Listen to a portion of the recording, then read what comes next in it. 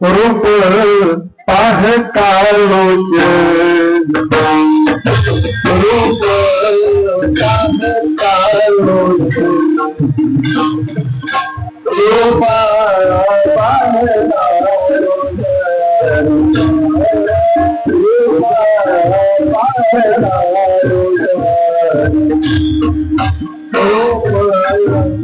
पाहता लोचे रूप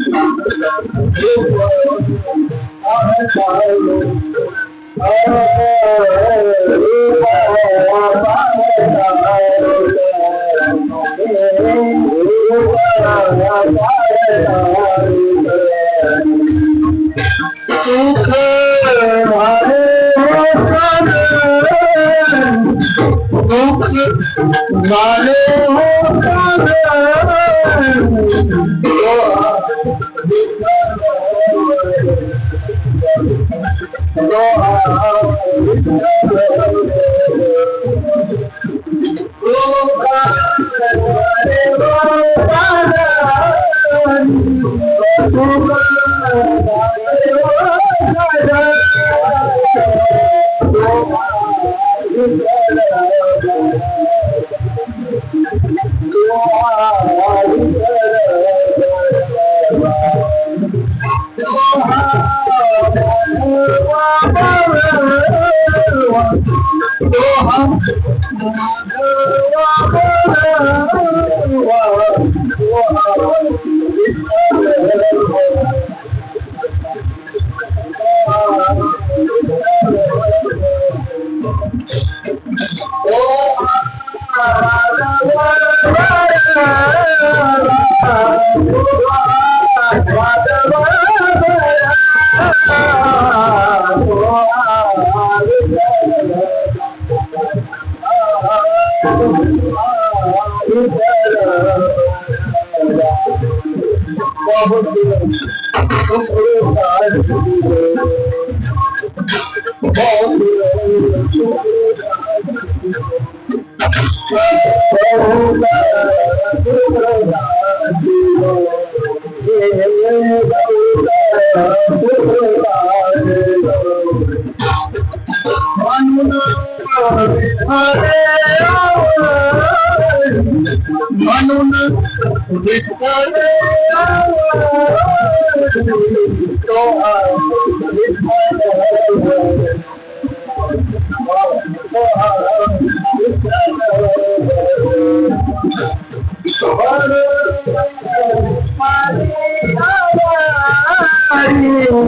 लोचे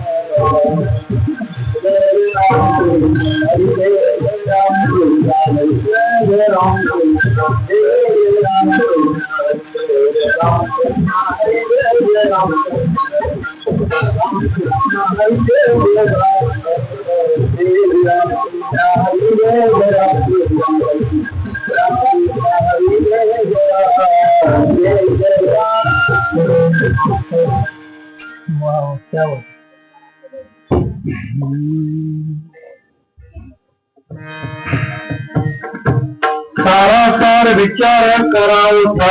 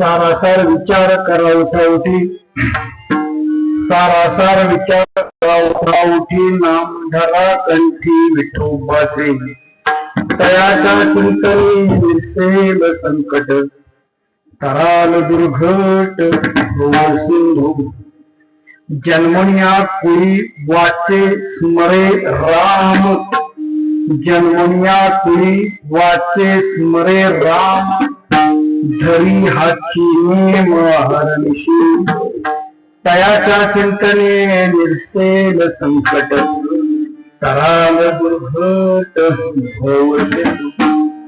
तुका म्हणे कोटी कुळेती पुनीत, तुका म्हणे कोटी कुळेती पुनीत, भावे गाता गीत विठोबाचे, तयाच्या चिंतने निर्सेल संकट, तराल दुर्घट भव सिंधू. गुरु ब्रह्मा गुरु विष्णू गुरुदेव महेश्वर, गुरु साक्षात परब्रह्म, तस्मै श्री नमः. ज्या स्थळी मन जाय माझे, त्या स्थळी मी ठेवितो मस्तक ज्या ठिकाण, तिथे सद्गुरु राया तुझे पाय. आता हृदय आपुले कपाळूया वै वैतो पावले श्री गुरु सारिखा असता पाठी राखा इतरांचा लेखा कोण करी संत श्रेष्ठ दारेश्वर जगद्गुरु तुकाराम महाराज शिवाजी महाराज आणि आपल्या गावाचं भूषण असणार प्रभू रामचंद्र सीतामाईचे आणि राम लक्ष्मण जानकी या सर्वस्वाच्या पायावर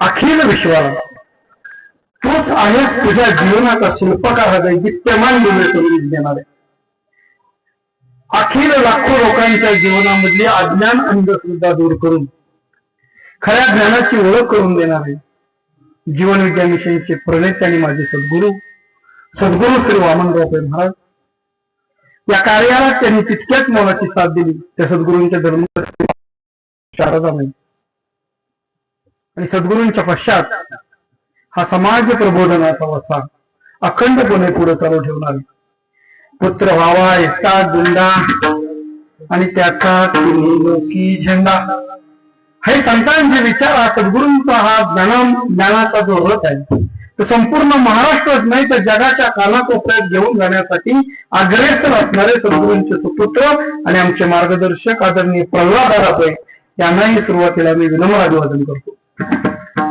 त्यांच्याबरोबर त्यांच्या सुविद्य पत्नी सौ मिलनताई पै यांच्याही चरणी नतमस्तक होऊन आज आपल्या रामवाडी गावामध्ये सुरू असलेला हा अखंड हरिनाम सप्ताह गोड असं वातावरण आहे. सुंदर अशी सिस्टीम आहे. पहिल्यांदा सिस्टीम होण्यासाठी सगळ्यांनी टाळ्या वाजवा. टाळ्या वाजवायला म्हणजे एवढ्या टाळ्या वाजवल्या तर त्याच्यावर काही टॅक्स वगैरे भाडं बिडं काही नाही. बरं टाळी तुम्ही कुठं वाजवणार इथंच वाजवू शकता. उद्या जर तुम्ही रामवाडीत रस्त्यानं जर टाळी वाजवायला लागला तर लोक म्हणाल्या डोक्यात फरक झालाय जाऊ द्यायला दवाखान्यात. संत सांगून गेले टाळी वाजवा गुढी उभारा टाळी वाजवा गुढी उभारावी वाटही चालावी पंढरी. म्हणून टाळी वाजवण्याचे काही ठिकाण आहे ते म्हणजे या प्रभू रामचंद्राचा हा मंडप. इथंच तुम्ही टाळ्या वाजवू शकता.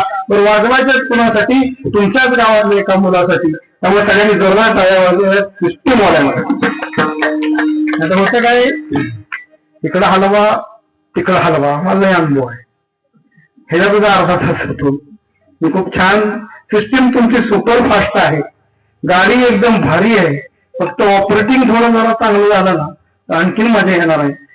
आजच्या कार्यक्रमासाठी उपस्थित असलेले रामवाडी गावातील सगळे नागरिक माता पिता बंधू भगिनी जीवन विद्या मिशन सातारा शाखेतून आलेले शाखेचे आमचे सगळे पदाधिकारी सुंदर अशी गायनाची साथ देणारी ही गाय मंडळी गोड अशी साथ देत आहेत. सुंदर असे हार्मोनियम वादक आहेत आणि उत्कृष्ट असा तरुण तडफदार. त्याबद्दल सद्गुरू श्री वामनराव मला सांगायचे की जे शांतपण माणसाला त्याच्या तारुण्यात मिळणं आवश्यक आहे. उदाहरणार्थ आमच्यासारखा एखाद्या 40-45च्या माणसाला म्हणणं चला कीर्तनाला आज रामवाडीला निघालं गाडी जागा आहे फक्त तुम्ही बसून चला तर तो म्हणतो माझं काही वय आहे का. परमार्थ कधी करायचा रिटायर झाल्यानंतर करायचा. मंडळी परमार्थ ही रिटायर झाल्यानंतर करण्याची गोष्ट नाही. कारण ती कंपनी तुम्ही काही कामाचे राहत नाही म्हणून तुम्हाला रिटायर करते आणि त्यावेळेला तुम्ही हा अत्यंत महत्वाचा विषय हातात घेताय. त्या मुलांना हे तारुण्यात कळावं. त्या कारकरी मंडळी आपल्या गावातली ही सगळी पोरं आहेत. लक्षात घ्या त्यांचं भवितव्य उज्ज्वल आहे. कारण जे शांतपण माणसाला त्याच्या तारुण्यात मिळालं पाहिजे. सद्गुरू श्री वामनराव महाराज म्हणतात ते शांतपण माणसाला वृद्धावस्थेत पोरं बघत नाही सुना घडत नाही आणि त्यावेळेला म्हातारा वाट्यावर येतं म्हणतात देवाचं नाव घेतलं पाहिजे. आणि त्यावेळेला सुस्त सद्गुरू म्हणतात ही माणसाच्या जीवनाची सगळ्यात मोठी शोकांतिका आहे. म्हणून गोड अशी ही सगळी मंडळी उत्कृष्ट असे मृदंग वादक आहेत. या सगळ्यांसाठी एकदा आपण सगळ्यांनी जोरदार टाळ्या वाजवूया. कारण सद्गुरू म्हणतात हे आहेत म्हणून कीर्तन, हे जर नसतील ना तर कुठलाही कीर्तनकार कीर्तन करू शकत नाही. ही वस्तुस्थिती आहे. लावणी मृदंग श्रुती टाळ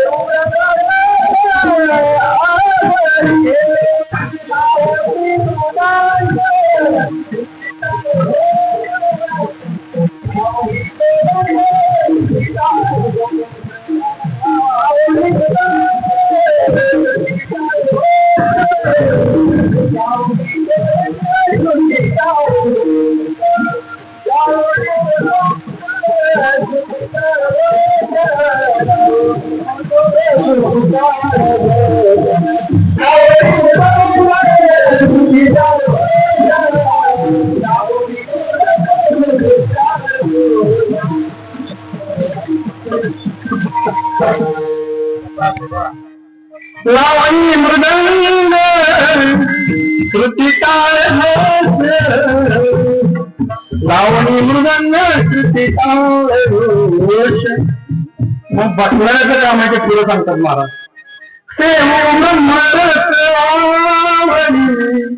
इथं बसल्यानंतर उद्या त्याचा जाऊन काय कामाचा उद्योग आहे, पाचवडला जाऊन काय करायचे, कुलूप नीट लावलाय का, गॅस नीट बंद केलाय का, हा सगळा जो गोंधळ आहे तो बाजूला ठेवून प्रभू रामाच्या मंदिरात येताना जसा चपला आपण बाजूला ठेवतो तसं आपल्या मनातल्या विचारांचा गोंधळ जोपर्यंत आपण बाजूला ठेवत नाही, पाणी जोपर्यंत शांत पाण्यात एक खडा मारला तरी त्याचे तरंग उमटतात, तसं चांगलं चिंतन ऐकत असताना आपल्या मनात असणारे विचार आपण बाजूला ठेवले की त्यामध्ये आपल्याला आनंद घेता येतो. आणि म्हणून लावणी मृदंग श्रुती टाळ घोष या मंडळींचं काम एकदम मोठे चालू आहे.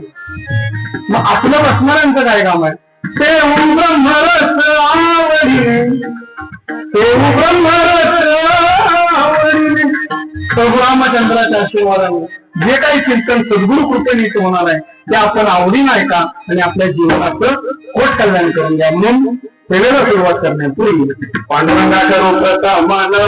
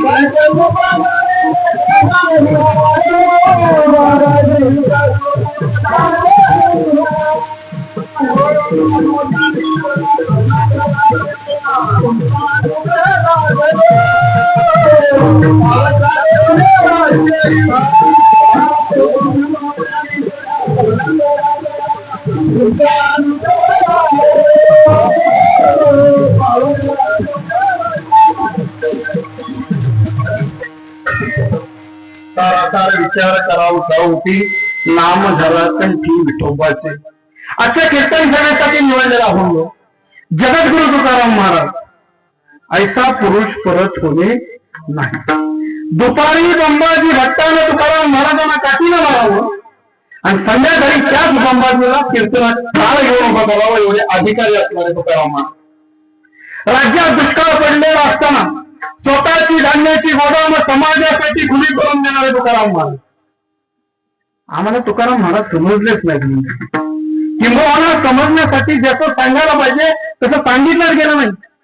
या महाराष्ट्रात नाही तर जगाच्या पाठीवर असा पुरुष परत होणे नाही एवढे अधिकारी असणारे तुकाराम महाराज.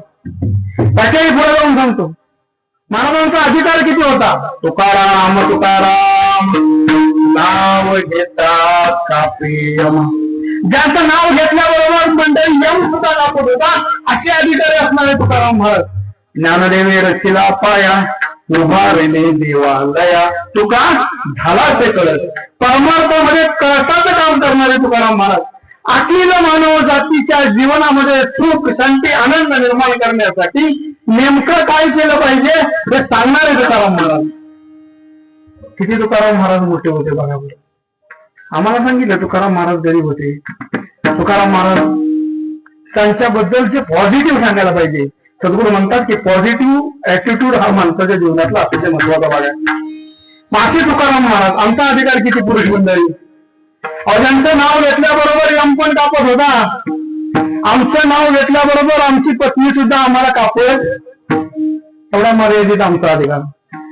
ती दिवसात 10 वेळा आम्हाला म्हणते तुम्हाला काही कळत. एवढा मर्यादित आमचा अधिकार.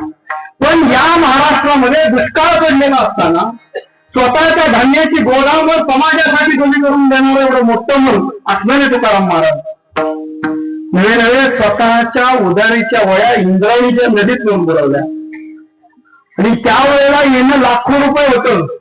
देणं काहीही नव्हतं. पण त्याच वेळेला महाराज म्हणतात मला कुणाचं देणं नाही आणि मी कुणाचं देणं नाही. एवढं त्यागी व्यक्ती असणारे तुकाराम महाराज या वर्णाच्या माध्यमातून अखिल मानव जातीच्या जीवनामध्ये विचारांचं महत्व काय आहे हे सांगण्याचा प्रयत्न करतात. सारासार विचार करा उठावटी नाम धरा कंठी विठोबा. प्रत्येक माणूस हा कळत आणि नकळत सतत विचार करत असतो. जन्माला आल्यापासून मरेपर्यंत अखिल मानवजात विचारच करत असते. पण सार आणि आसार त्याच्यामध्ये सार म्हणजे वाईट चांगले आणि आसार म्हणजे वाईट.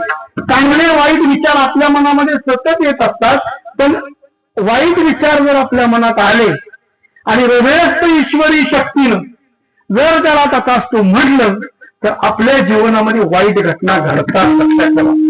पण महाराज म्हणतात सारासार विचार करा उठावटी. म्हणून आसार विचार जर टाळायचे असतील वाईट विचार जर दूर करायचे असतील तर महाराजांनी सांगितलेला सोपा मंत्र नाम धरा कंठी.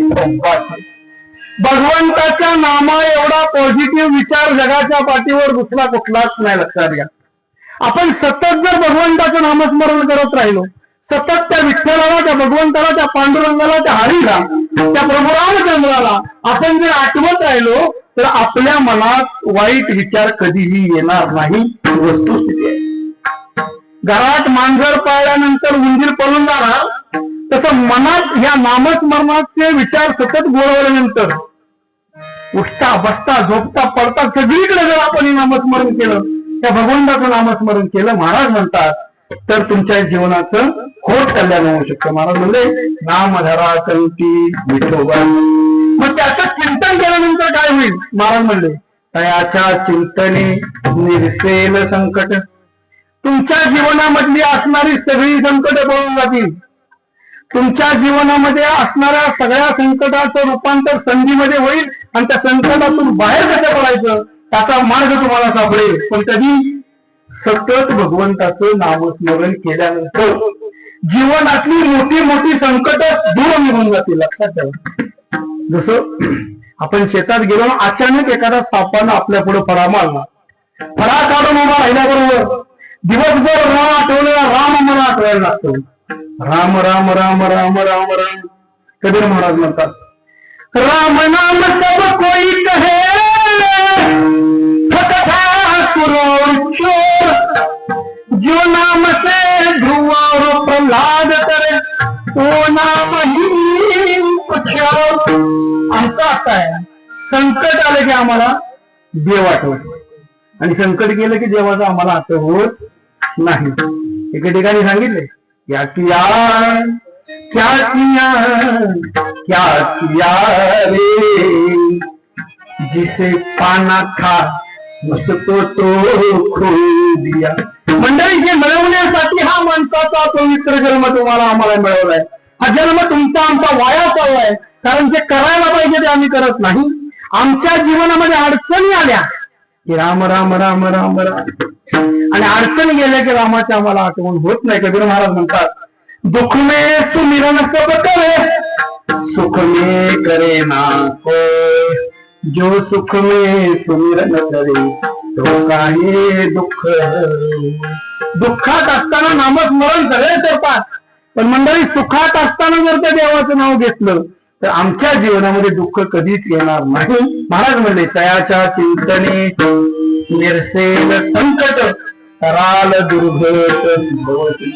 जीवनाची नौका पहिलं तीराला आरामात नेण्याचं काम भगवंताच्या नामात आहे, लक्षात ठेवा. आणि मग या मानव जातीला, या माणसाच्या जन्माला येऊन प्रत्येकानं त्या रामाचं नाव घेतलंच पाहिजे, त्या विठ्ठलाचं नाव घेतलंच पाहिजे. महाराज म्हणतात, जन्मोनिया कोळी वाचे स्मरे राम. नव्हे ही वाचा जी आपल्याला दिलेली आहे ती राम राम म्हणण्यासाठी दिली. ही वाचा जी आपल्याला दिलेली आहे ती भगवंताचं नामस्मरण करण्यासाठी दिली. आणि नित्यनियमानं जर आपण ते नामस्मरण केलं तर आपल्या जीवनाचा उद्धार झाल्याशिवाय राहणार नाही. हे महाराज या ठिकाणी सांगतात, जन्मोनिया कोणी वाचे स्मरे राम धरी हाती नियम हरणी. आणि मग ज्यांनी ज्यांनी हे देवाचं नाव घेतलं त्यांचं कुळ पवित्र झालं, पण त्यांची कोटी, एक दोन नाही तर कोटी कुळे पवित्र करण्याचं सामर्थ्य त्या भगवंताच्या नावात आहे. म्हणून महाराज म्हणतात, तुका म्हणे कोटी कुळेती पुनीत भावे दाता हरीत विठोबाचे. एकच सांगायचे, सतत त्याच्या नामस्मरणात राहा. लोकांची निंदा नालस्ती करण्यापेक्षा, लोकांचे दोष बघण्यापेक्षा, दुसऱ्याकडे बघण्यापेक्षा स्वतःच्या अंतर्मनामध्ये झाकून बघा आणि त्यामध्ये सतत देवाचं नाव भरून टाका. लक्षात ठेवा, तुमचा उद्धार झाल्याशिवाय राहणार नाही. आणि ह्या भगवंताच्या नावामध्ये, श्रीरामाच्या नावामध्ये एवढी ताकद आहे की आपला उद्धार करण्याचं प्रचंड सामर्थ्य त्या भगवंताच्या नामस्मरणात आहे. आणि हा भगवंताचं नाव हा सगळ्यात मोठा पॉझिटिव्ह विचार आहे. आणि हा पॉझिटिव्ह विचार जर आपण घेतला तर विचार तसा जीवन राहतात. त्या सिद्धांताप्रमाणे आपलं जीवन घडतं. आपल्या जीवनामध्ये आम्हाला सुख, शांती, समाधान, आनंद प्राप्त होतो. असा या अभंगाचा सरळ आहे. हा अर्थ तुम्हाला सगळ्याला समजलेला आहे असं गृहीत धरून आपण पुढे जाण्याचा प्रयत्न करूया. खूप छान वाटलं खरं तर ह्या गावात आल्यावर. इथंच आपला पंक्तीचा कार्यक्रम होता, संत पंगत. आणि मग आम्ही गेलो आणि मी पुढे गेलो आणि माझ्याबरोबर आमच्या अप्पा गावामध्ये आम्ही 4 जण आहे. खेडेगावातले संस्कृती एवढी मजबूत आहे की 4 काय 40 एवढ्या म्हणजे काय प्रॉब्लेम नाही. एवढं प्रचंड. नाहीतर आमच्या शहरात एखादा पाहुणा आला, सकाळी 6 पासून 11 पर्यंत त्यांचा एक डबा करायचे, 10 करायचे, जणू काय आमच्या कॉलनीला जेवायला घालायचे. आम्हा 4 माणसांना त्यांनी किती सहज जेवायला घातलं आणि किती प्रमाण घातलं. त्यांचं खोट कळलं होणार. कारण काय, लोकांना देण्याची दानक मंडळ अजून तेवढी खेड्यात आहे, तेवढी अजून शहरात आहे. मग इथं आल्यानंतर खूप आनंद झाला. त्या गावामध्ये मी सुरुवातीला जेव्हा कीर्तन करायचो तेव्हा या गावामध्ये आलेलो, बऱ्याच वेळा आलो. इथं आल्यानंतर या गावाची माझ्यावर प्रचंड प्रमाणात ऋण आहे. कारण तुमच्या या सगळ्यांसमोर नौका असताना पण 4 शब्द मांडण्याचा प्रयत्न केला आणि ते तुम्ही चांगलं म्हणून स्वीकारले, लक्षात ठेवा. आणि म्हणून ज्यांनी या ठिकाणी संत पंगत दिलेली आहे त्यांच्यासाठी एकदा सगळ्यांनी 2 टाळ्या वाजवा. असंच 70 वर्ष आहे, सोपी गोष्ट आहे का? 75 वर्ष पूर्ण झाली या सप्त्याला. आणि या 70 वर्ष एखादी गोष्ट सातत्यानं चालू ठेवणं हे तसं सोपं नाही. म्हणून या सप्ताहासाठी गेले 70 वर्ष ज्यांचं योगदान लाभलेलं आहे सगळ्यांचं भलं, सगळ्यांचं कल्याण होऊन अशी सद्गुरूचरणी प्रार्थना करतो. आणि राहिलेला माझा भाग बरोबर माझ्या वेळेत 9:10 कीर्तन चालू झालंय. 11:10च्या 11:08लाच तुम्हाला इथनं सोडणार. पण कधी सोडणार? जेव्हा जेव्हा माझ्या भगवंताचं नाव होईल त्या वेळेला आपण सगळ्यांनी हातानं टाळी वाजवा आणि मुखानं नाव घ्यायचा प्रयत्न करा.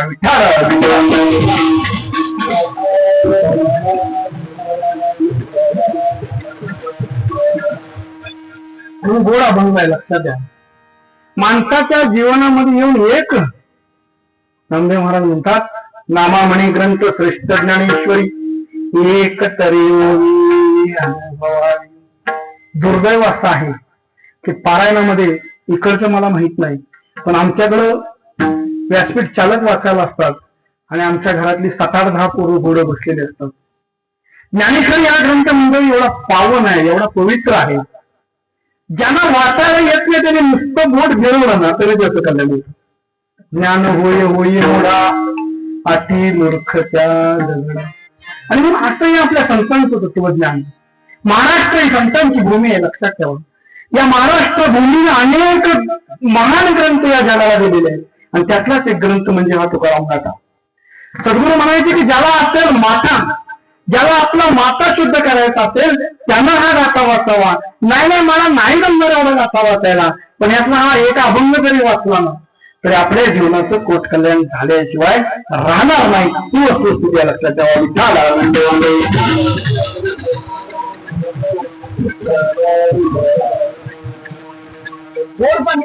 महाराज म्हणतात विचार करणं हा प्रत्येक माणसाच्या जीवनामध्ये असणारा प्रत्येक माणूस काही ना काहीतरी सतत विचार करत असतो. मग तो चांगलेही विचार करतो, वाईटही विचार करतो. सद्गुरू म्हणतात आपण जसे विचार करतो तसं जीवन आपल्या वाट्याला येतं, पण आपल्या हातात आहे. काय विचार करायचे, चांगले विचार करायचे का वाईट विचार करायचे, सर्व तुझ्या हातात आहे. म्हणून सद्गुरू श्री वामनराव पै यांनी सांगितलेलं ब्रह्मवाक्य आहे की तू आहेस तुझ्या जीवनाचा शिल्पकार. हे एकदा का आपल्या लक्षात आलं की माझ्या जीवनाचा शिल्पकार मीच आहे. माझ्या जीवनामध्ये आज जी परिस्थिती निर्माण झालेली आहे, चांगली किंवा वाईट, ह्याला देव जबाबदार नाही, ह्याला दैव जबाबदार नाही, तर ह्याला जबाबदार मीच आहे. हे एकदा का आम्हाला कळालं की सगळ्या गोष्टी जीवनामध्ये सहज घडल्या. म्हणून तुकाराम महाराज म्हणले की प्रत्येक माणूस जे काही विचार करतो सारासार विचार करा उठावटी नाम धरा कंठी विठोबाची. चांगल्या आणि वाईट विचारांचा गोंधळ तुमच्या माझ्या मनात चालू असतो. जसं आपण खेड्यातली मंडळी आहे, आपल्या घरात आम्ही धान्य निवडतो, धान्य निवडताना सुपात घेतो, पाकडतो, पाकडल्यानंतर खडे सगळे आत घेतो, धान्य सगळं बाहेर टाकतो. असं होतंय का? नाही होत. खडे सगळे बाहेर काढतो आणि धान्य सगळं सुपात ठेवतो. लक्षात घ्या. म्हणून जीवनामध्ये आपल्या जीवनात जर आपल्याला सुखाचा रिझल्ट यायचा असेल तर वाईट विचारांचे खडे आपल्याला बाजूला काढता आले पाहिजेत आणि ते खडे बाजूला निघाल्याशिवाय काय होतं माहितीये का? कसं एखाद्या कसं काय चाललंय, काय नाही म्हणले गेल्या वर्षी पाऊस नाही झाला त्यामुळे काय पिकलं नाही, ह्या वर्षी पडलं का नाही सांगता येत नाही, असंच चाललंय, युद्ध चाललंय, जगाचं काही खरं नाही, जगत बुडेल, आता पेट्रोलच मिळणार नाही, गॅसच मिळणार नाही. हे असे विचार जे कामाचे नाहीत हे आम्ही दिवसभर करत असतो. आणि जीवनामध्ये कसं चाललंय काय खरं नाही हो, काय माझं खरं नाही, पीक नाही खरं, पोरं नीट बघत नाहीत. तुम्ही जे जे काही मनात विचार करता त्या विचाराला तुमच्या हृदयामध्ये असणारा राम जो ज्ञानेश्वर महाराजांनी सांगितला, पाही पादुक पवित्र आणि गोड पासे तसे सिया पदराड परी ते अवघेरुणी गोचिड अशुद्ध काय नसेली. तुम्ही सगळी शेतकरी मंडळी आहोत. राम सांगतो तुम्हाला, आपल्या गोठ्यात गाय असते, गायच्या गायीच्या बाहेर कासेच्या बाहेर असते गोचडी. ती गोचडी त्या 1 मिलीमीटर पडद्याच्या बाहेर राहून तिथं अशुद्ध रक्त सेवन करते, पण आपण त्या गायीची धार काढतो आणि शुद्ध दूध आपण सेवन करतो. लक्षात ठेवा, 1 मिलीमीटर पडद्याच्या बाहेर राहणाऱ्या गोचडीला त्या अमृताच्या धारा जसा टाकायला मिळत नाही तशी आज तुमची आणि माझी अवस्था झालेली आहे. निदैवाचे परिवरी ज्ञानेश्वर महाराज म्हणतात, लोण्या रुपल्याची सहस्राव ते सवय सोनी रूप दरिद्री. हे सावकार असतोय काय आवाज मोठा. आणि तो सावकार मरून जातो आणि त्याने कमावलेली सगळी संपत्ती घरात पुरून ठेवलेली आहे. पण त्या मुलाला ती संपत्ती आपल्या घरात कुठं आहे याचं ज्ञान नाही. तो आपल्या सगळ्या गावातलं भिक्षा मागून येतो, तिथंच बसून खातो. तिथं करोडो रुपयाचे हिरे सोने जवाहर तिथं पुरून ठेवलेले आहेत. मंडळी कशी आपली अवस्था झालेली आहे. आमच्या इथं सगळं आहे. आमच्या मनामध्ये अंतर्मनामध्ये प्रचंड शक्ती आहे. तुम्ही जे मागाल ते सगळं होऊ शकतं, पण मागायचं काय याच्याबद्दल ज्ञान नसल्यामुळं त्या मुलावर कशी भीक मागण्याची वेळ आलेली आहे. महाराज म्हणतात, कमलकंदानी दरदुरी नांदणू कैसे परागो सेविजे भ्रमरी हेराची कलची. ज्ञानेश्वरीचा 9वा अध्याय बघा. आणि 9व्या अध्यायामध्ये ज्ञानेश्वर महाराजांनी राम कसा आहे ते सांगितलं. कमळाचं झाड असं चिखलामध्ये मंडळी, त्या कमळाच्या झाडाच्या खाली बेडूक रात्रंदिवस तिथंच असतो. तर लांबून मुंडा येतो, त्या कमळातला मकरंद घेऊन जातो. तशी अवस्था त्या चिखलात राहणाऱ्या बेडकाला जसा मकरंद चाकायला मिळत नाही, तसं आपल्या जवळ असणाऱ्या ईश्वराचं ज्ञान नसल्यामुळं आम्हाला तो ईश्वर अनुभवायला मिळत नाही. ती वस्तुस्थिती आहे. मग त्या रामाचा पत्ता ज्ञानेश्वर महाराजांनी 750 वर्षापूर्वी सांगितला. तो राम कसा आहे? तैसा हृदयामध्ये मीरा. रामवाडी करानो लक्षात घ्या, तो कसा आहे? तैसा हृदयामध्ये मी राम असता सर्व सुखाचा राम. ही भांताची काय काम विषया. प्रत्येकानं आपला उजवा हात आपल्या डाव्या छातीवर घ्यावा. आपलं टक टक टक टक आवाज येतोय. तो राम सांगतोय आपल्याला की मी तुझ्या हृदयात आहे. बाई शेतात गेल्यानंतर पुन्हा कोल्हापूर तुझं स्थान आहे, त्यांना मला त्रास होतोय. पण हेच माहित नाही. इथे येऊन आम्ही रामाचं दर्शन घेत असताना तो राम आमच्यासाठी काय काय करून राहिलेला आहे याचं ज्ञान नसल्यामुळं आम्हाला काय विचार केला पाहिजे हे समजत नाही. जे चाललंय ते कशामुळे हे समजत नाही. म्हणून प्रत्येकाने एकदा लक्षात ठेवा, राम आपल्यासाठी काय करतोय. डोळ्याने बघतो, ध्वनी करितो, कानी पल्ली चालतो, जिभेने रस चाटितो, मधुरही वाचे आम्ही भुलतो, हाताने बहुसाळ काम करितो, विश्रांती घ्यावया, घेतो झोप सुखे फिरून उठतो, ईश्वरा हे श्रीरामाची दया. डोळ्यानं बघतोय, तू बघत नाही तर तुझ्या मार्फत तो राम तुझ्या डोळ्याच्या मार्फत बघतो. ही वस्तुस्थिती आहे. कानानं ऐकतोय, मंडळी कानानं ऐकतोय, हे सहज गोष्ट आहे. आपल्याला त्याचं ज्ञान नसल्यामुळं तो राम तुमच्या कानाच्या माध्यमातून ऐकतो. एवढ्या तुमच्या जवळ आहे. डोळ्याने बघतो, ध्वनी परिसतो, कानी पदी चालतो, हाताने बहुसार काम करीतो. शेतात गेल्यानंतर काम करतोय, तुम्ही बांधताय, तुम्ही शेतातली सगळी कामं करताय, तुम्ही नाही करत तर तुमच्यामध्ये असणारी ईश्वरी शक्ती तुमच्या माध्यमातून हे सगळं करून घेते. त्याचं ज्ञान आपल्याला नसल्यामुळं जिभेने रस चाटितो मधुरे. घास घेतल्याबरोबर गेल्याबरोबर नाक सांगतोय रात्रीचं कालवा नाही, इथलं टाकून दे. काय चमत्कार आहे. देवानं तुमच्यासाठी काय काय करून ठेवलेलं आहे त्याचं ज्ञान असल्यामुळं आम्ही फक्त राम इथंच बघतोय, पण तो राम तुम्हाला चालवतोय, तो राम तुम्हाला बोलवतोय. नव्हे नव्हे तुम्ही झोपेत असताना तुमचा श्वासोश्वास चालू ठेवणारा तो राम आहे.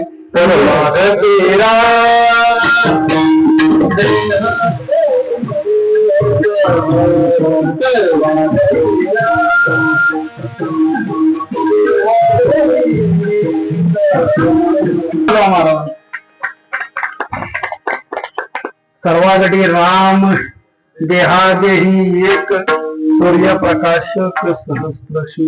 मला सांगायचा मुद्दा हा राम जन्मोत्सव साजरा करत असताना मंडळी तो राम आपल्यासाठी काय करून राहिलाय त्याचं भान घेणं गरजेचं आहे. तुमच्या डोळ्यातनं तो बघतोय.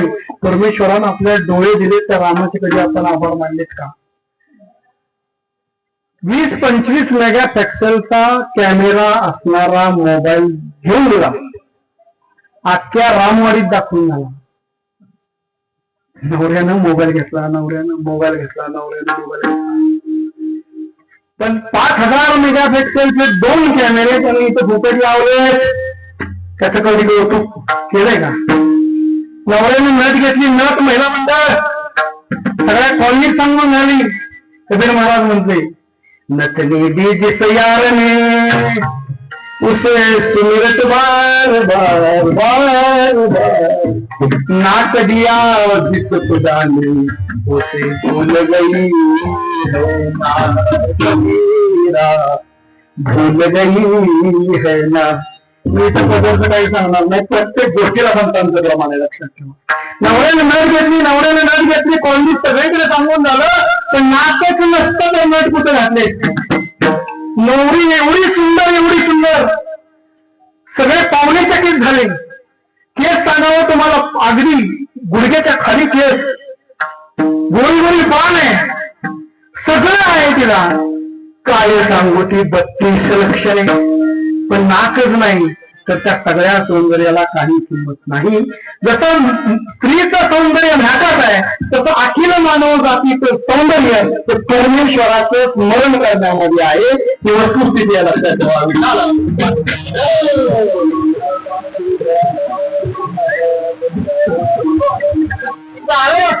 पैसा हृदयामध्ये निर्माण, हे तत्व अखिल मानवजात विसरली. आणि कधीच रोज हरिपाठ वाचणाऱ्या म्हणणाऱ्या माणसाच्या अंगात तो राम येत नाही, देवी येत नाही, काहीच येत नाही. पण या देशाचं दुर्दैव असं आहे, कधीच हरिपाठाचं पुस्तक न उघडणाऱ्या लोकांचा तो जेव्हा अंगात येतो आणि आम्ही त्याच्या मागे फिरतो, हे आमचं सगळ्यात मोठं दुर्दैव. सद्गुरू म्हणतात, अंधश्रद्धा ही माणसाला करते गदा म्हणजे गाढव. आणि आपण त्यांनी सांगावं, आणि आमचा भात घेऊन त्या ज्योतिषाकडे जातो. माझं बघावून पैशाला पैसा लागेना, शेतात काही पिकना, बघा महाराज बघा काहीतरी. तो म्हणतो आपल्याला बहुतेक करणी केली बहुतेक. मग इथनं जातानाच विचार असतो, भावाभावाची भांडणं झाली, दुसरं कोण करणार, दुसरं कोणी नाही, तुमच्या शेजाऱ्यानंच केली. मग काय करायला घरी गेल्यानंतर 4-5 लिंब घ्या, त्याच्यात 4 फोडी करा, एकाला कोकू लावा, एकाला चुना लावा आणि त्याच्या दारात कोणाच्या भावाच्या. मग हे आपला बिचारा निवांत असतो, त्या डोक्यात काही नाही.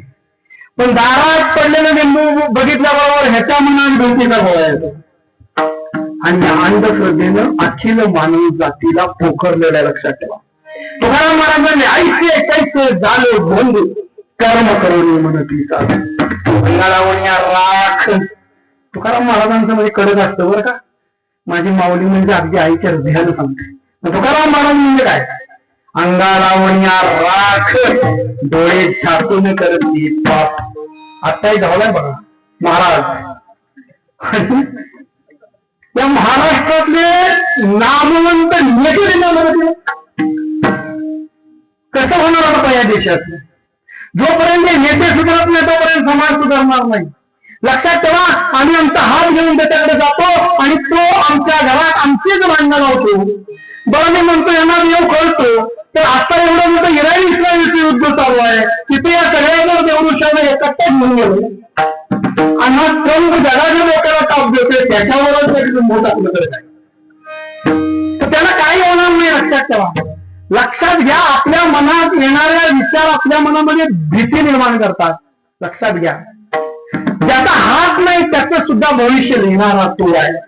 जर हात दिला नाही देवानं, त्याचं सुद्धा चिटिके बघ बांधे घुंगरू.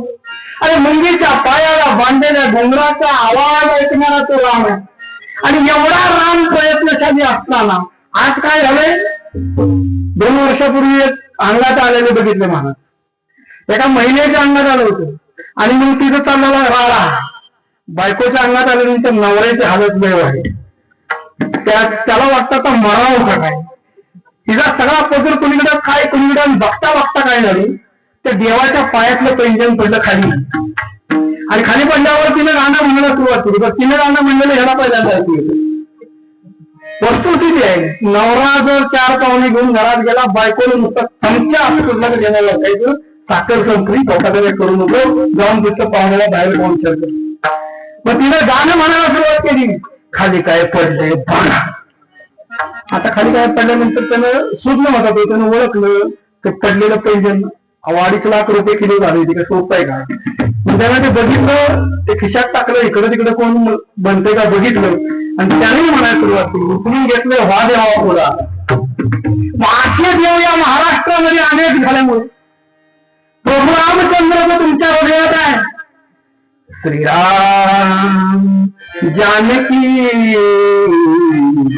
बैठे तेरे सीने में, श्रीराम जानकी बैठे तेरे सीने, देख ले तेरे दिल के नगीने में, देख ले तेरे दिल के नगीने में, श्री राम जानकी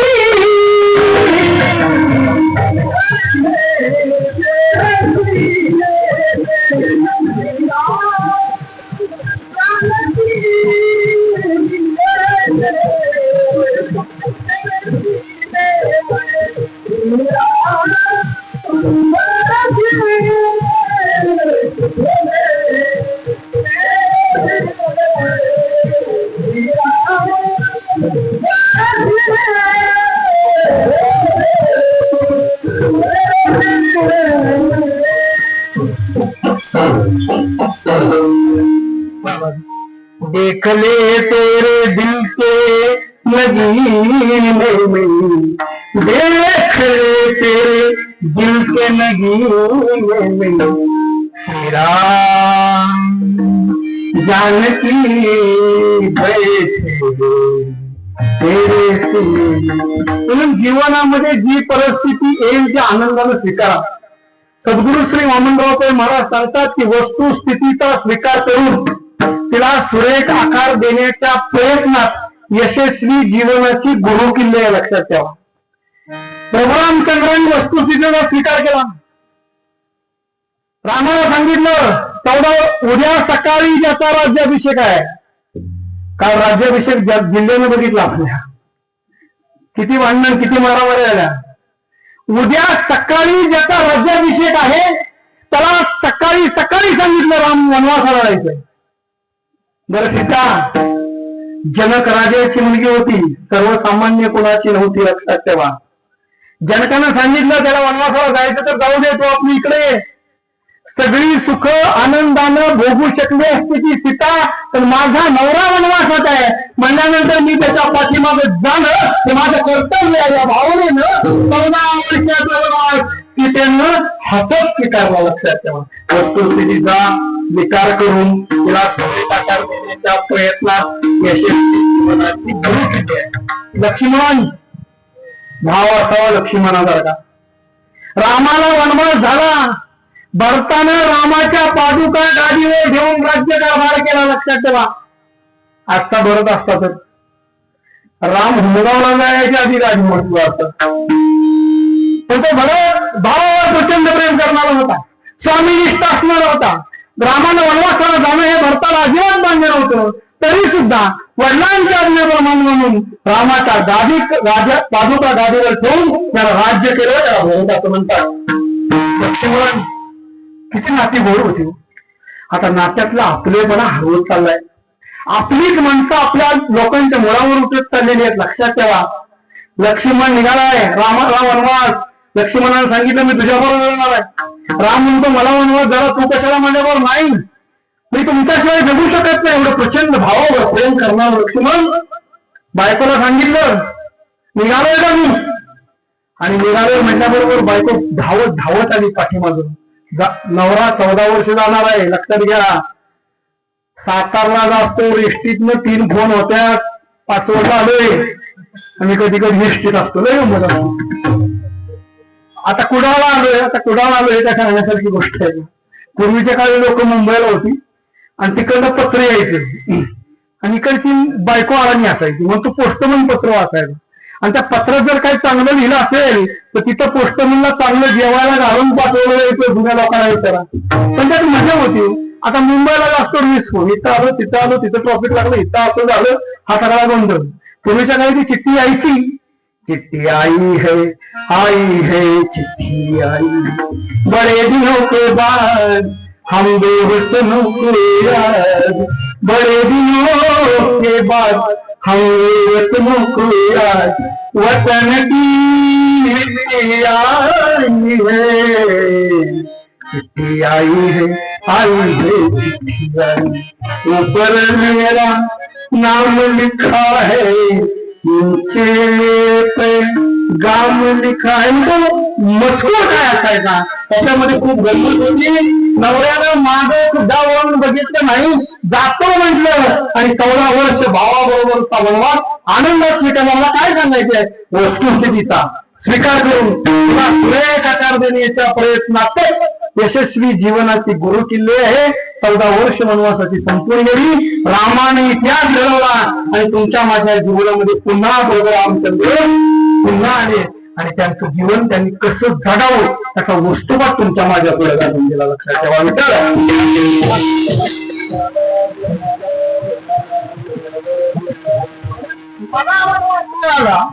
म्हणून प्रभू रामचंद्र रडत बसले नाही. मला वनवास मिळाला म्हणून त्यांचं वाटोळं व्हावं हा विचार करत बसले नाही. सांगायचा मुद्दा हा अंधश्रद्धेच्या जोखडातून बाहेर जाऊन मनामध्ये येणारा प्रत्येक विचार हा रामाचाच असला पाहिजे. राम आणि रावण याच्यामध्ये खूप फरक आहे. राम म्हणजे तुमच्या जीवनाच्या आनंदाचं ठिकाण आहे. लक्षात ठेवा. पण मुलगा असावा ना रामासारखा असावा आणि मुलगी असावी तर सीतेसारखी असावी. नांदायला गेल्यानंतर हल्ली मुलींच्या घटस्फोटाचं प्रमाण वाढलंय. महिला मंडळ लक्षात ठेवा. तिकडं आई फोन करते कसं काय चाललंय तुझं, बघ जमवून घे. थोड्या दिवसात नवऱ्याला तुझं सगळं ऐकलं तर बघ, नाहीतर ये माघारी. आम्ही समजायला समर्थ आहे. मुलीच्या संसारात हस्तक्षेप केल्यामुळे आज अनेक मुलींचे संसार तुटलेले आहेत. मग एवढा मोठा जनक राजा होता तरी सीतेला 14 वर्ष वनवास करताना आढळलं नाही. ही वस्तुस्थिती या रामवाडीमध्ये नाही तर संपूर्ण जगातल्या लोकांनी लक्षात घेतली पाहिजे. मग राम वनवासाला गेले असताना सतत भगवंताचं नामस्मरण, सतत भगवंताचं नामस्मरण. मनात एकही विचार देवा मला का वनवास. आमचं कसं आहे, चांगलं झालं की माझ्यावर झालं आणि वाईट झालं की देवामुळे. म्हणून आमचा रोकडा आहे.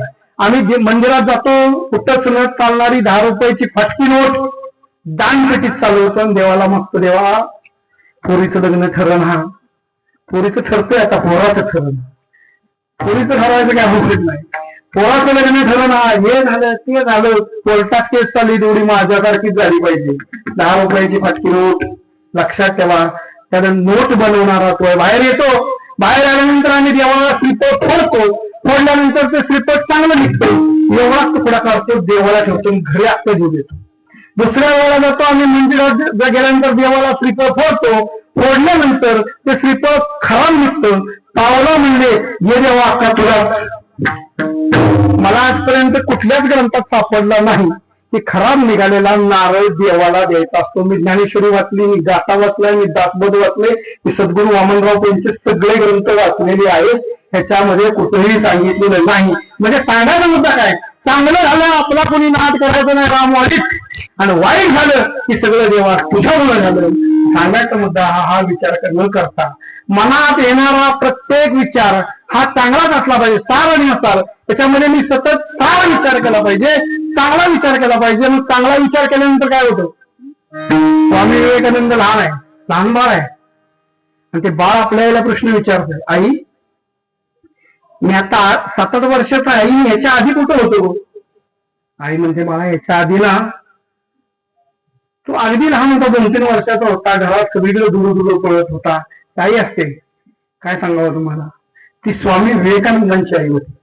ती आपल्या बाळाला सांगत होती, समजावत होती. पुन्हा ते बाळ प्रश्न विचारत होतं. सगळं झाल्यानंतर ते बाळ आपल्याला परत विचारते, आई मी 2-3 वर्षाचा नव्हतो तेव्हा कुठं होतो. त्यावेळी ती आई म्हणते बाळा तेव्हा तू माझ्या पोटात होतास. पुन्हा ती प्रश्न विचारते बाळ आपल्या आईला की आई मी तुझ्या पोटात नव्हतो तेव्हा कुठं होतो.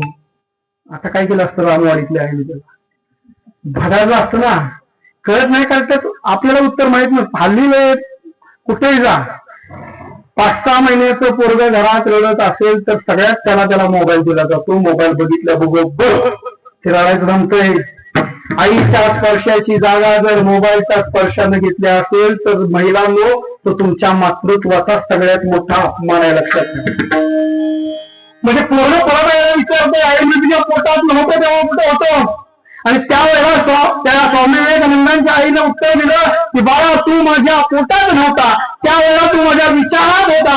तुझ्यासारखा मुलगा माझ्या पोटी जवळ आला पाहिजे आम्ही सतत विचार करत होते आणि त्या विचाराला आकार आला आणि या भारत देशाला स्वामी विवेकानंदांसारखा योग मिळाला की होते.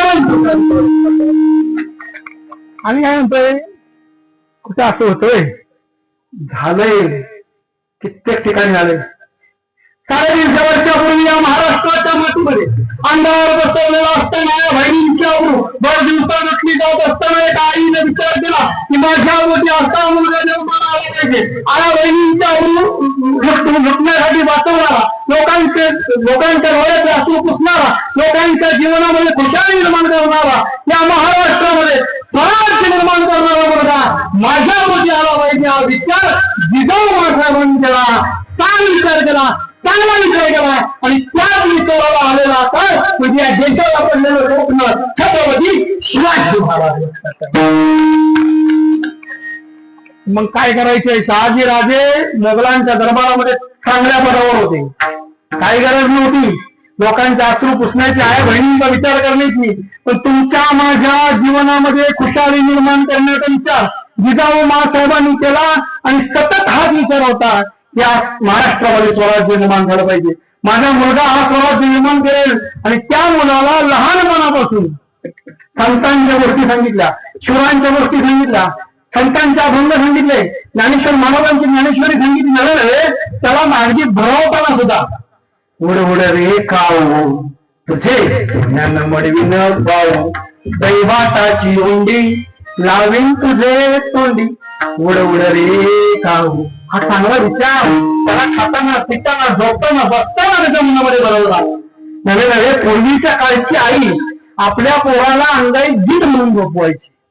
लिंबवणीच्या झाडामध्ये चंद्र झोप लागबाई आज माझ्या पारसाला झोप का येत नाही.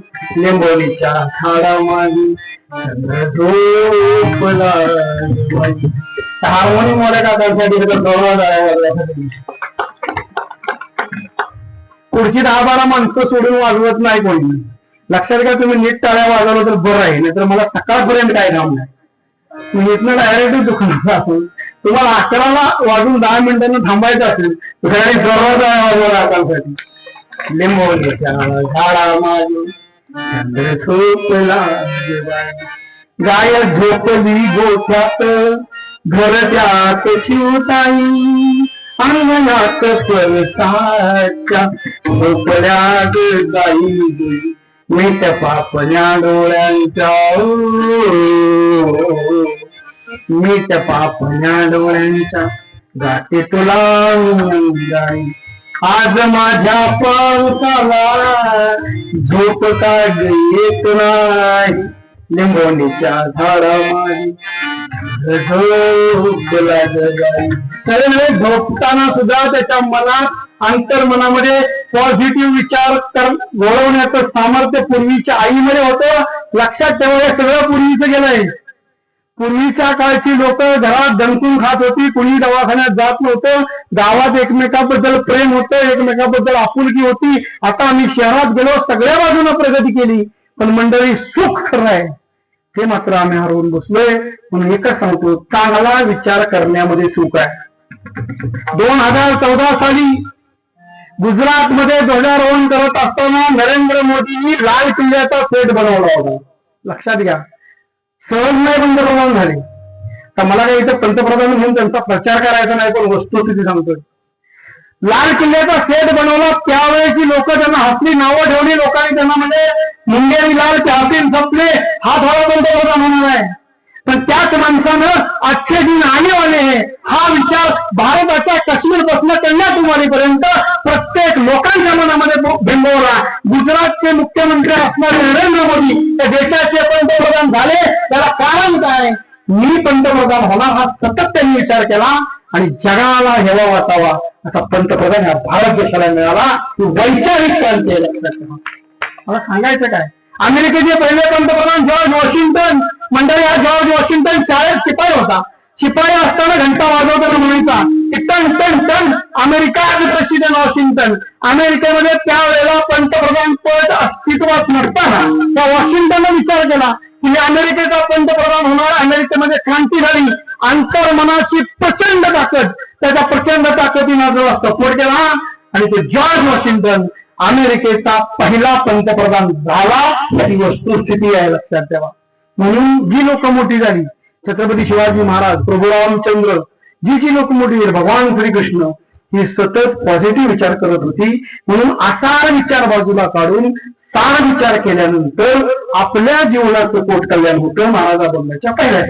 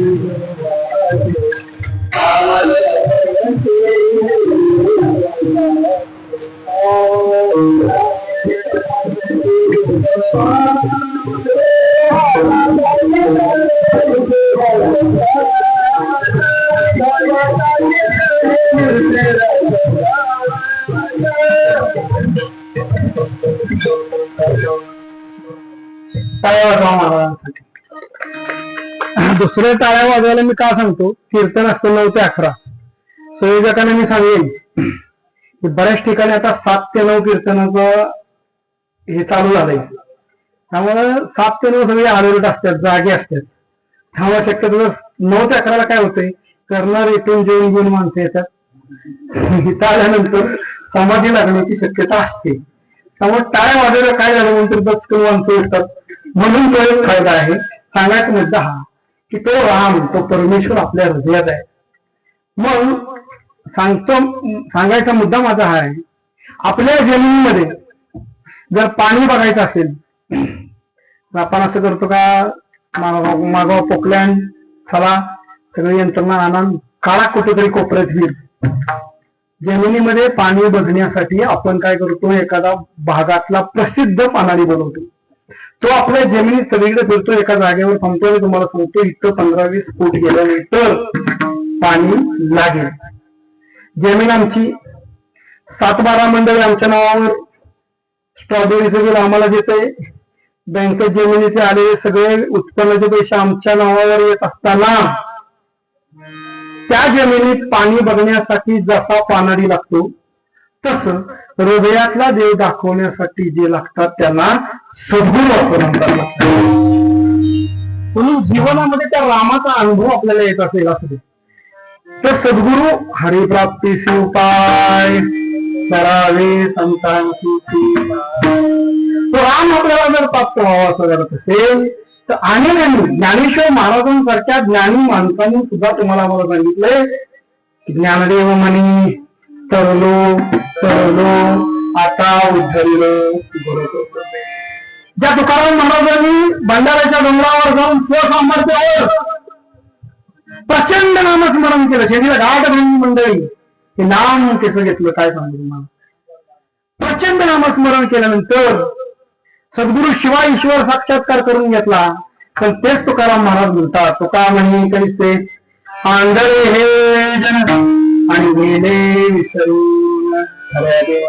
म्हणून सांगतो, सद्गुरूंना शरण गेल्याशिवाय त्या रामाची ओळख आपल्याला होत नाही. म्हणून जीवनामध्ये सद्गुरू असणं अतिशय महत्वाचं आहे. म्हणून जीवन जगत असताना ह्या रामाचा अनुभव आपल्याला येत असेल तर सद्गुरूंना शरण जाऊन त्याचा आपण अनुभव घ्यावा. आणि ज्यांनी हे नाम घेतलं त्यांच्या जीवनाचं कल्याण झालं. लक्षात ठेवा. महाराज म्हणतात, दयाच्या चिंतने निर्सेल संकट. कोणी घेतलं? मंदिर झाले तिच्या घराचे, जिथे तिथे हरी नाम तयाचे, या नामाचे अमृत पिऊन, या नामाचे अमृत पिऊन झाली भावना.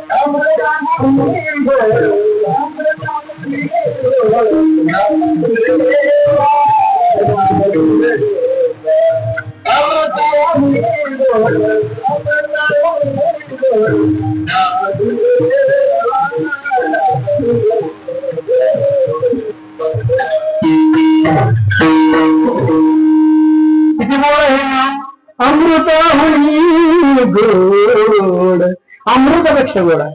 फक्त ते जणांनी घेतलं. तिच्या घराचं मंदिर झालं. लक्षात ठेवा.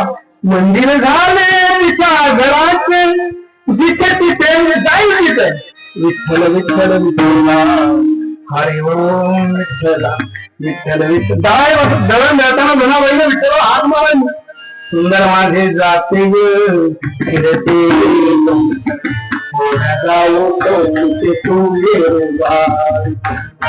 म्हणून आपल्या वाट्याला आलेलं काम आपल्याला करायचंच आहे.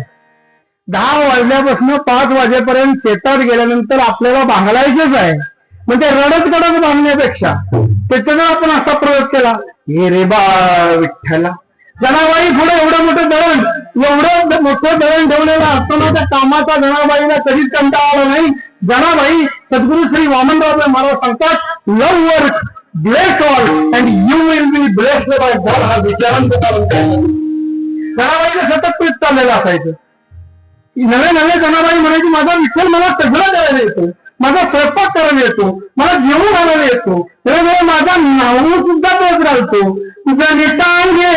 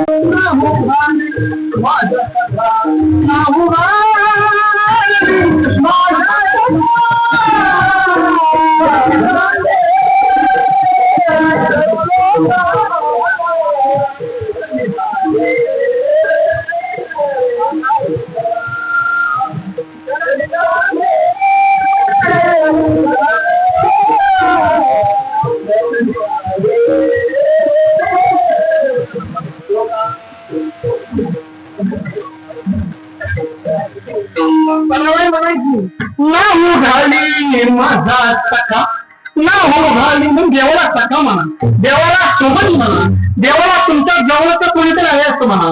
आणि आमच्या जीवनामध्ये सद्गुरू हा जीव या भावातून जीवन जगत असताना, प्रत्येक पाऊल टाकताना सद्गुरूंच्या स्मरणात टाकतो, आमच्या जीवनाचं कोट कल्याण झालेलं आहे.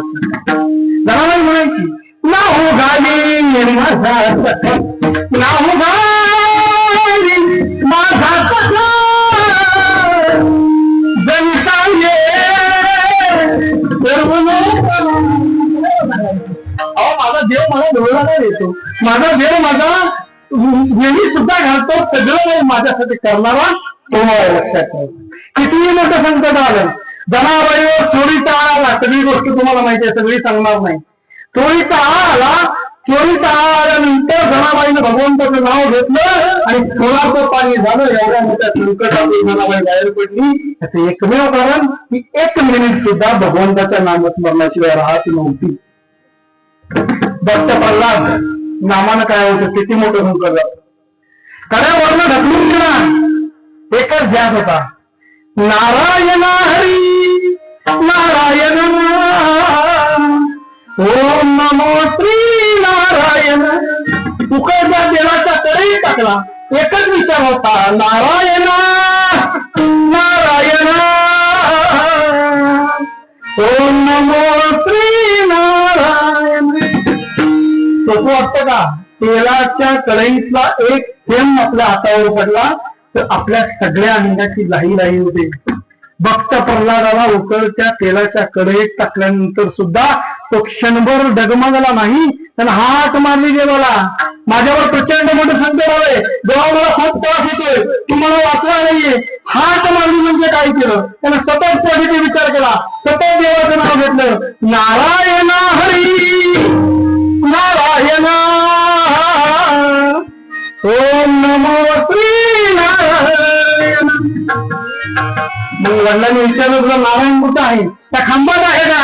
अहो म्हणजे आहे. हाकेसरची ओळी स्तंभ खोडी, त्या खांबातनं सुद्धा भगवंत प्रगट झाला. सांगायचा मुद्दा हा, परमेश्वरावर एवढा विश्वास ठेवा, एवढा विश्वास ठेवा, एवढा विश्वास ठेवा. सद्गुरू म्हणतात, कर्मावर सत्कर्मावर श्रद्धा ठेवा आणि फळ मिळण्यासाठी सबुरी देवा. तुमच्या जीवनाचं कोट कल्याण झाल्याशिवाय राहणार नाही. एवढं प्रचंड मोठं सामर्थ्य या नामस्मरणामध्ये लक्षात जाईल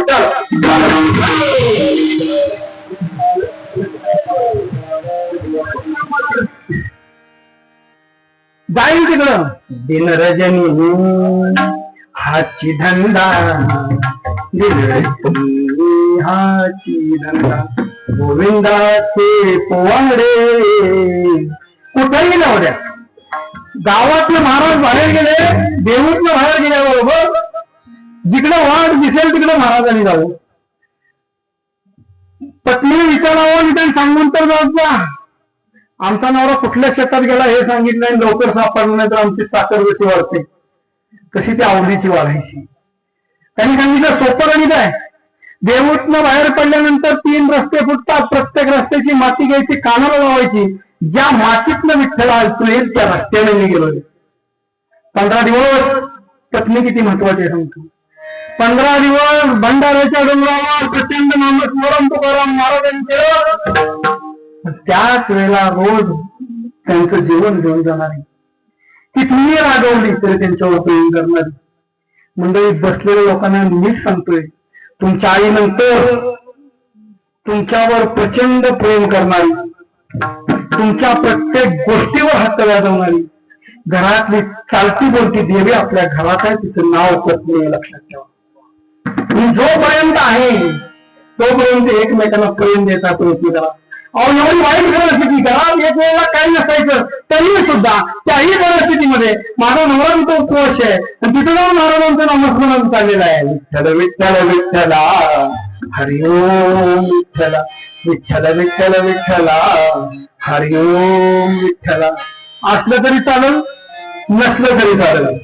कुठल्याही गोष्टीचा आग्रह तुकाराम महाराजांनी करावा. पण या भगवंताच्या नामामध्ये एवढी पॉवर होती, एवढी ताकद होती की त्या नामस्मरणाच्या जोरावर माझ्या तुकाराम महाराजांनी सद्गुरु शिवाजी साक्षात्कार करून घेतला. एवढं ताकदवर हे नाम आहे. हे नाम आपण कोणी कसंही या, तुम्हाला जसं बसता उठता झोपता ज्या ज्या ठिकाणी ज्या ज्या वेळी शक्य आहे हे जर नाम आपण घेतलं तर आपल्या जीवनाचं कोट कल्याण होतं. महाराजांना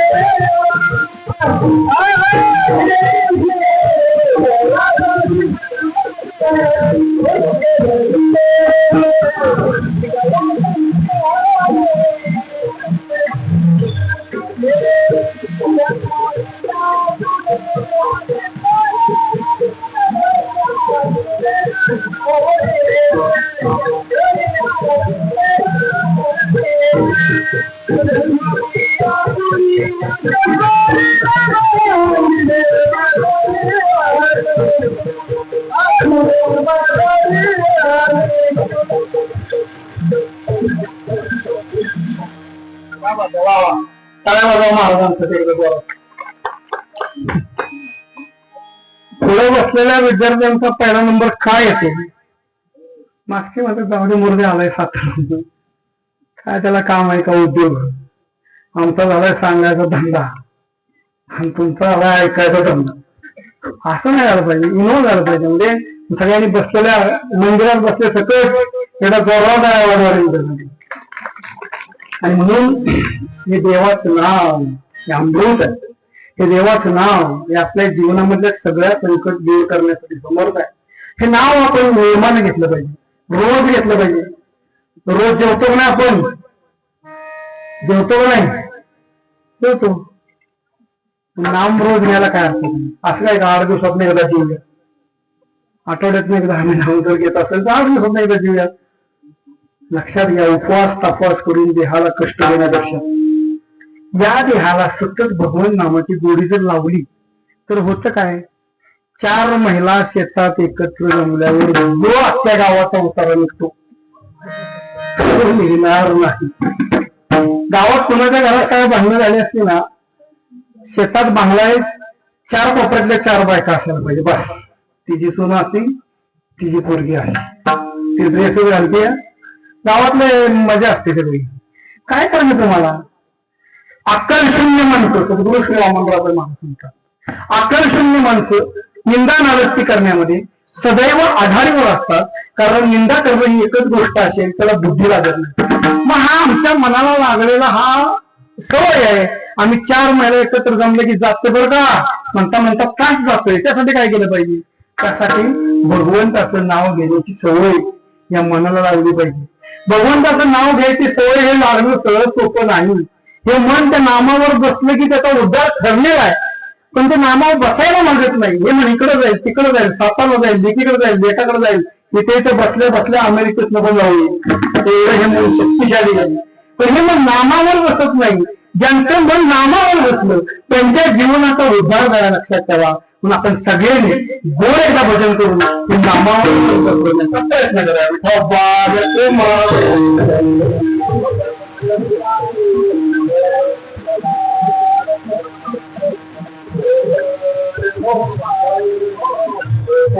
काय इंग्लिश मध्ये नाही. बसलेल्या सगळ्यांनी मराठी मला बी कळते, तुम्हाला बी कळते. 76 वर्ष झाली, 76 रामवाडीकर. अजून जर कीर्तनकाराच्या मागे तुम्ही विठोबा रखुमाई म्हणत नसाल तर हा 76 वर्षाच्या साधनेचा खूप मोठा हे आहे, लक्षात ठेवा. म्हणून आपण सगळ्यांनी, मी पुढे म्हणणार आहे, आपण सगळ्यांनी मोठ्या प्रेमाने म्हणायचे, मोठ्या आवाजात म्हणायचे आहे. पोरांच्यावर ओरडताना कसा आवाज निघतो तसा करायचा आहे, घरात बॉसगिरी करताना कसा आवाज निघतो तसा करायचा आहे. आपण सगळ्यांनी मोठ्या प्रेमाने म्हणूया, विठ्ठल माझा माझा माझा माझा माझा विठ्ठल माझा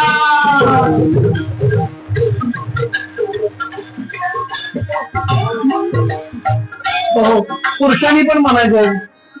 आता प्रत्येकाचं नाव घेऊन असं हलवून सांगू का तुम्ही सगळ्यांनी? त्यांचं काम सगळीकडे आघाडीवर आहे.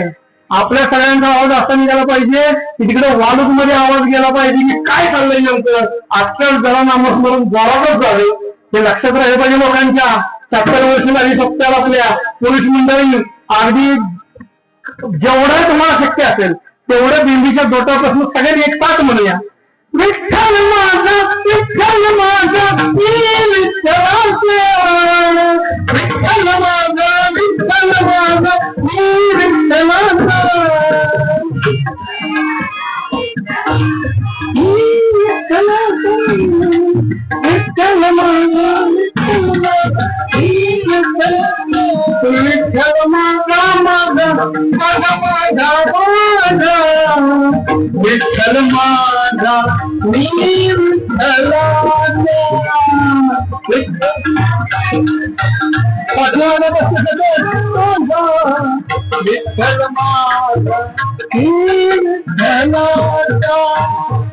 विठ्ठल माझा माझा माझा माझा माझा विठ्ठल माझा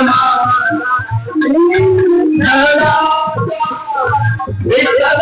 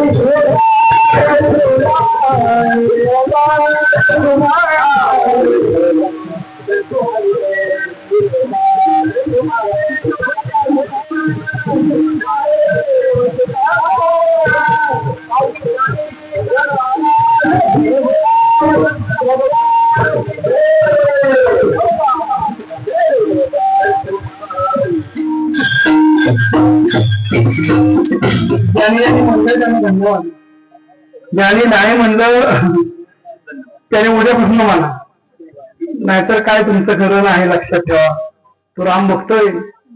श्रीराम जय राम जय जय राम श्रीराम जय राम जय जय श्रीराम जय राम जय जय राम श्रीराम जय राम जय जय राम.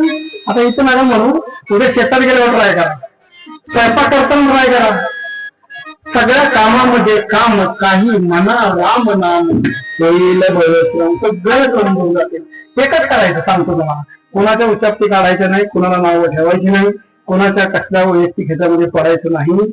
असं नाव घेतल्यानंतर तुकाराम महाराज म्हणले, तुकाराम आणि कोटी एक कुळ नाही, दोन कुळ नाही, त्यांची कोटी कुळ पवित्र होतात, त्यांची कोटी कुळ पावन होतात. कसं घेतल्यानंतर श्रीराम जय राम जय जय राम श्रीराम जय राम जय जय राम श्रीराम जय राम जय जय राम जय राम श्रीराम जय जय राम. संपूर्ण आहे अजून 5 मिनिट, 10 मिनिटं राहिलं. आता 10 मिनिटं मी तुम्हाला सांगणार आहे, जे महत्वाचं आहे, लक्षपूर्वक आहे. प्रत्येकाला असं वाटतं आपलं भलं व्हावं, आपलं कल्याण व्हावं. सद्गुरू श्री वामनराव पै सांगतात की आपल्या मनामध्ये असणारे लोकांबद्दलचे वाईट विचार काढून टाका. दुसऱ्याचं वाईट व्हावं म्हटलं की पहिल्यांदा आपलं वाईट होतं, हा निसर्गाचा नियम आहे. होतं काय माहितीये का, मी नेहमी सांगतो, आज परत रामवाडीत सांगतो, 10 वर्षापूर्वी कुणाच्या तरी लग्नात आम्हाला 100 रुपयाची हलकी साडी नेसवलेली आहे. ती मी अजून आणून कपाटात जपून ठेवलेली आहे. मी आता वाटत बघते तिच्या पोराचं लग्न कधी येते, ती साडी नेऊन तिला कधी देते, माझा बदला पूर्ण होणार नाही. 10 वर्ष 20 वर्ष आपण एकमेकाबद्दल असे घाणेरडे विचार करतो. लक्षात ठेवा, विचार हा जीवनाचा पाया आहे. विचार ही जीवनाची गंगोत्री आहे. विचार हा माणसाच्या जीवनाला आकार देणारा कुशल कुंभार आहे. फिरत्याचा का वरती दे मातीला विठ्ठला तेडा विठ्ठला तेडा. सद्गुरू श्री वामनराव पै यांनी ज्ञानेश्वरीचा प्रचंड अभ्यास केला आणि ज्ञानेश्वर महाराजांनी मागितलेलं पसायदानाचं मागणं सद्गुरूंनी 4 ओळीत बंदिस्त केलं. सद्गुरू म्हणतात, ईश्वरा सर्वांना चांगली बुद्धी दे, आरोग्य दे, सर्वांना सुखात आनंदात ऐश्वर्यात, सर्वांचं भलं कर, कल्याण कर, रक्षण कर आणि तुझे गोड नाम मुखात कंठामध्ये. सतत म्हणायचंय, हे ईश्वरा सर्वांना चांगली बुद्धी दे, आरोग्य दे. नाही एवढं म्हणलं, देवाचं भलं होते, देवाचं भलं होते, देवाचं भलं होते, देवाचं भलं होते. सर्वांसाठी मागितलेल्याचा फायदा काय, जो आवडतो सर्वांना तोची आवडी देवाला. जर सगळ्याला आवडतो माता मंडळी, तो देवाला आवडतो. देवाला आवडतो होण्यासाठी देवाचं भलं होते, देवाचं भलं होते. सद्गुरू श्री वामनराव पै यांचे सुपुत्र प्रल्हाद वामनराव पै सांगतात की आपलं मन साफ करा, 10 वर्षाची बदल्याची भावना सोडून द्या, एकमेकाबद्दल चांगले विचार करा आणि समोरच्याला माफ करा. हे सुखी जीवनाची सगळ्यात मोठी गुरुकिल्ली आहे. लक्षात ठेवा, जीवन सुखी करायचं असेल ना, सतत म्हणा, दिनरजनी हाची धंदा गोविंदाचे केवाडे. हे ईश्वरा सर्वांना, तुम्ही म्हणाला होणार काय हे म्हणल्यानंतर आमच्या जीवनाचं खूप कल्याण झालं. घरात 18 विश्व दारिद्र्य असताना, वडील व्यसनी असताना, पैशाला पैसा लागत नाही, 4-5 बहीण भाऊंना मी, त्या 18 विश्व दारिद्र्यात कितपत पडलेल्या माझ्या कुटुंबाला सद्गुरू श्री वामनराव पै यांनी बोट दिलं, त्यांचं बोट आम्ही पकडलं आणि आमच्या जीवनाचं कोट कल्याण झालं. हे फक्त आणि फक्त विश्व प्रार्थनेमुळे आमचं जीवन घडलं, आम्हाला अनुभव आला. अशक्य असणारं माझ्या वडिलांचं व्यसन त्या प्रार्थनेमुळे सुटलं. बायकोला मारहाण करायचो, बायकोला तुच्छ समजायचो, पण पत्नी ही लक्ष्मी आहे. घरात आपल्या नंदन वनते, घरण्यासाठी जी झटते, संकटाना न दुःखाना नाही कधी ती डगमगते. येते काळजी मुलाबांची त्यांना देऊन संस्कार, सुखी संसार संसार समाधानाचा दरबार. म्हणून प्रत्येक माणूस एकमेकाला पूरक आहे. घरात गोकुळ निर्माण करण्यासाठी आपल्याला जन्म दिलेली आपली आई जास्त वेळ नाही, बरोबर 11 घालणार, 5 महिन्यात 5 मिनिटं सांगतो. हा म्हणजे आत्मा, म्हणजे ईश्वर. अशी आई आपल्या घरातली रुक्मिणी आहे, आपल्या घरातली सीता आहे. विठ्ठलाला रुक्मिणी मुळे जेवढी शोभा आहे, तसं आपल्या घरात असणाऱ्या आई मुळे आपल्या घराला शोभा आहे.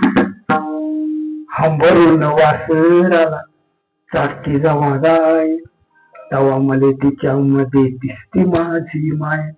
आया बाया सांगत होत्या होते जवातान, दुष्काळात मायेचा माझे आटला होता पान.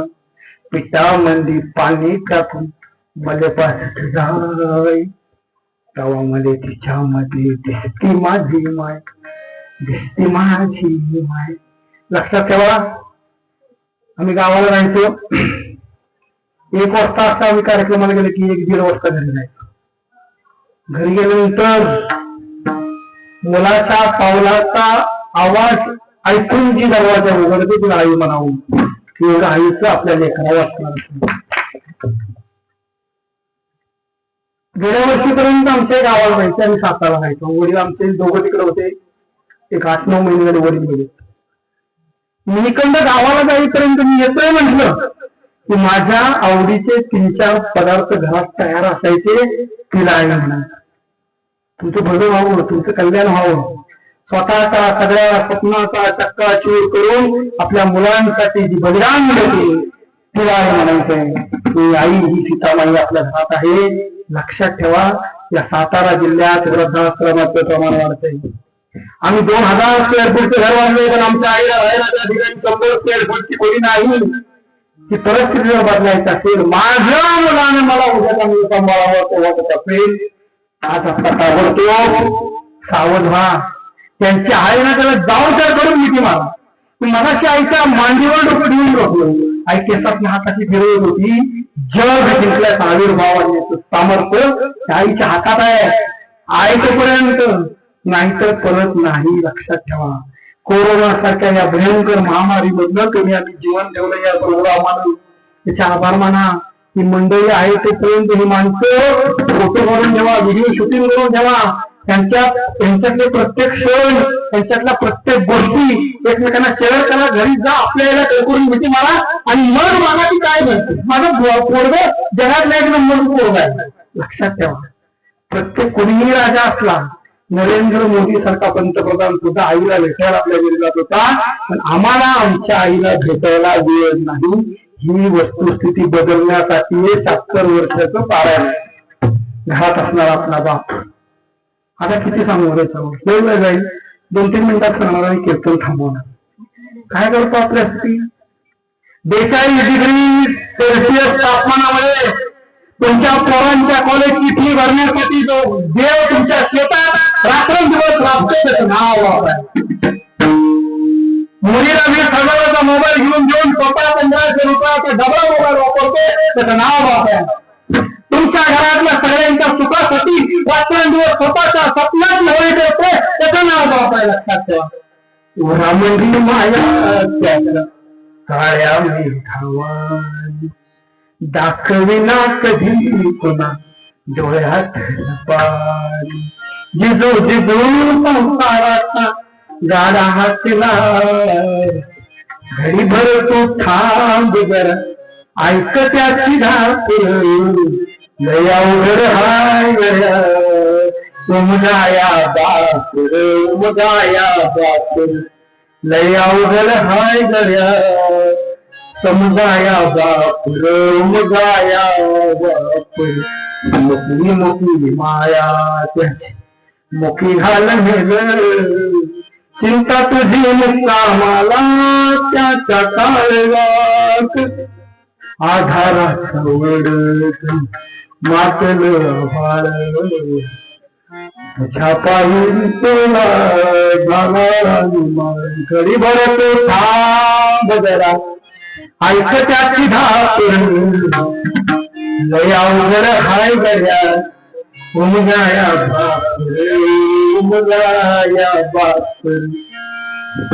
रोज सकाळी 7:30-8 वाजता आमच्या वडिलांचा फोन यायचा. कसा येईल काय आम्हाला वाटायचं म्हातारं, सकाळी आमचा धंद्याचा टाइम नेमका यांचा फोन येतो. लक्षात ठेवा, गेले 10 महिने झाले तो फोन माझ्या मोबाईलवर आजपर्यंत कधीच वाजला नाही. तुमची काळजी करणारा, तुमचं भलं चिंतणारा घरातला विठ्ठल म्हणजे आपला बाप आहे आणि घरातली रुक्मिणी म्हणजे आपली आई आहे. जास्त देवधर्म काय करता, यांच्यावरच प्रेमाचा वर्षाव करूया आणि आपलं जीवन सुखी करूया. एवढंच या ठिकाणी सांगतो. जीवनामध्ये नामस्मरणाचं महत्व अपरंपार, जेवढं होता होईल अगणित इन्फिनिट. सद्गुरू म्हणतात जेवढं करता येईल तेवढं. जीवनातला बहुतांश वेळ थोडा आहे, कधी जाणार आहे माझ्याकडे तुम्हाला माहित नाही, पण जाताना काय घेऊन जाणार. जब तुम पैदा हुए थे तो होइए और जगाते ऐसी करणी कर चलो की जग तू पत्र हसत हसत गेला पाहिजे. आणि असं हसत असणारं जीवन, असं आनंदी असणारं जीवन जर आपल्याला जगायचं असेल तर कुणाबद्दलही वाईट विचार न करता रामकृष्ण हरी जय जय रामकृष्ण हरी, रामकृष्ण हरी जय जय रामकृष्ण हरी. श्रीराम जय राम जय जय राम, श्रीराम जय राम जय जय राम, श्रीराम जय राम जय जय राम, श्रीराम जय राम जय राम. सुंदर माझे जाते गोळगावे पुनर्जिन्हाची धंदा गोविंदाचे पोवार त्यांनी या लोकांनी आपल्या जीवनाचं पोटलं या नामाचा जबाब करून घेतलं. एवढं हे भगवंताचं नाव, हे भगवंताचं नाव तुमच्या जीवनामध्ये तारक आहे, तुमच्या जीवनाची संजीवनी आहे, तुमच्या जीवनाला आकार देणारा सगळ्यात महत्वाचा घटक म्हणजे हे नाव आहे. हे नाव आपण गोडीने घ्यावे, हे नाव आपण आवडीने घ्यावं, आवडीने व्हावे. हरिनाम घेता तुझी चिंता त्याशी सर्व आहे. फक्त तुम्ही एकच काम करा, तुम्ही नाम मुखात राहील याची काळजी घ्या, पुढची काळजी घेण्यात श्रीराम समर्थ आहे. हे नाम आपल्या सगळ्यांच्या मुखामध्ये यावं, तुमच्या सगळ्यांचं पोट कल्याण घडावं, तुमच्या सगळ्यांच्या जीवनामध्ये आनंद निर्माण व्हावा ही प्रभू रामचंद्राच्या चरणी, सद्गुरूंच्या चरणी प्रार्थना करतो.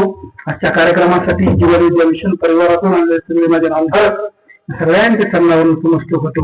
आपल्या गावचे रवींद्र पोपळे साहेब यांच्यामुळे आम्ही जीवनविद्येत सक्रिय झालो. त्या माणसानं इथं आम्हाला 4-5 वेळा आणले आणि कार्याची प्रचंड तळमळ असणारे हे पोपळे कुटुंबीय, पोपळे मॅडम, आमचे रवींद्र पोपळे साहेब आणि हे सगळे पदाधिकारी हे घेऊन इथं मला आले आणि तुमच्या सगळ्यांची सेवा करण्याची संधी. जिल्हा परिषदेमध्ये आमचे अधिकारी असणारे आमचे गुरकर साहेब अधिकारी आले, त्यांच्यासाठी सगळ्यांनी जोरदार टाळ्या वाजवा. खूप मोठी लोक ही आलेली आहेत. माझ्यासारखा एक छोटा कार्यकर्ता या ठिकाणी तुमची सेवा करण्याचा प्रयत्न करा. बोलण्याच्या ओघात एखादा शब्द चुकला जे बरोबर आहे ते माझे सद्गुरू श्री वामनराव यांचं आहे. एवढेच बोलण्या ठिकाणी बरोबर